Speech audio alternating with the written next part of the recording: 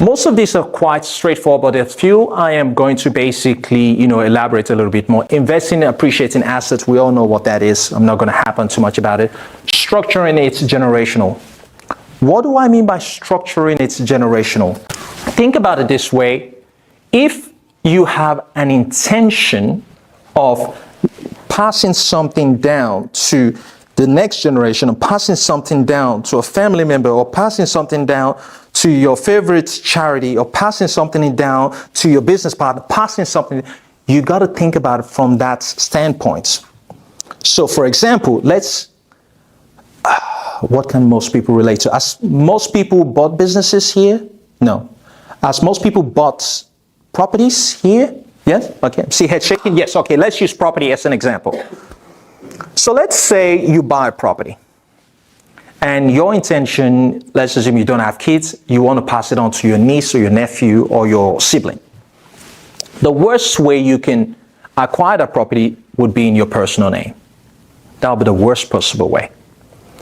Because then you're not taking this into consideration. The way you would want to do it, you want to do it in an entity that gives you the flexibility for you to be able to transfer ownership in a trust, and you nominating that person as a beneficiary of whatever asset that is held within that trust. Now, if it's in your personal name, the only way they'll be able to take over it when you're gone, there has to be a transfer of ownership to that person's name. And guess what happens? You may have bought that property 40 years ago, 30 years ago when you were alive, and you're long gone now. You maybe paid $500,000 for it, 500,000. And based on Australian statistics, properties double every 10 years on average. In recent time, it's doubling every 5 years, to be honest. But let's go with a conservative approach, every 10 years. That same $500,000 property that he bought, what do you think it's going to be worth in 40 years? Exactly. Then what do you think happens to his next of kings? When it comes time to transfer that wealth to them, what do you think the Australian government asks for them to pay? Correct. They pay stamp duty transfer fee. And the stamp duty transfer fee is based on the value of the property, and which is typically 4% of the value of the property. So just to give you an idea, if the property is worth $1 million, which would be way more than $1 million, that's $40,000. For every $1 million, $40,000. So if it's worth $10 million, how much do you think his next of kin can't afford it to take advantage? So what do they end up doing? They sell it. And that's asset, or that estate, disappears from his bloodline. Now you think about most of these wealthy people that have had castles, estates in their family bloodline for hundreds of years. The Europeans did this a lot, really well. It's because they didn't have it in their personal name. They did not have it in their personal name. It was held in an estate fund, it was held in a trust, it was held in an entity that whoever is nominated does not own it, but they get the benefits of it. Move to the next one, recognizing and capitalizing on opportunities. Recognizing and capitalizing on opportunity. Understand, guys, everywhere you go, there's opportunity everywhere. I came to Perth. The last time I was in Perth was like 15 years ago, and I came here, I was like, wow, and I looked at the real estate market, look at business. There is so much opportunity in Perth. You guys are sleeping. I swear to God. There is, like, my mind was blown.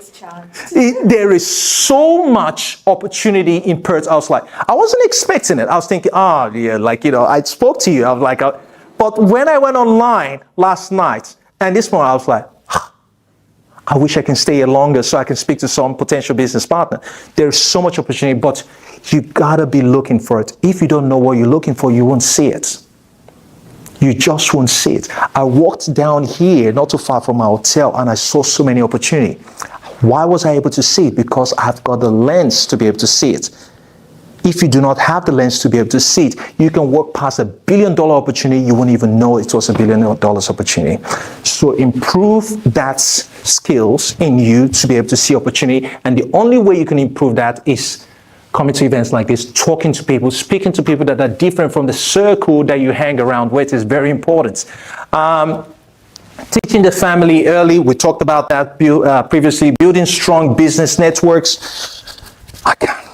stress too much about this, but it's quite important, guys. Please don't get too caught up in your own personal world.